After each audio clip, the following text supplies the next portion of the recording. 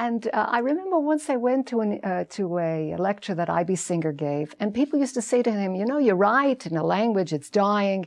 So with his blue twinkling eyes, he said, you know, Yiddish has been dying an awfully long time. Takes a long time to really be dead. This could last a long time. There's something about Yiddish. There's something about it. As I said earlier to you, when I hear somebody speaking Yiddish behind me, you know, when I'm walking down the street, I always turn around because I figure I must know them. I think that more should be done in Yiddish. I think that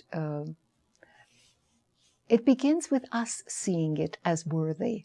I think that's why I like this place so much, is that it gives respect to a language that has long awaited it.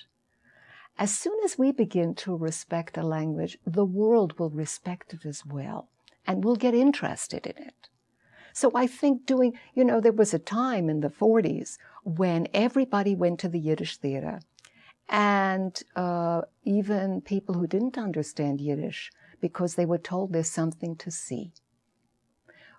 It's important for us to first respect our language, to present good things in our language, and others will come and will have the same respect that we have for it.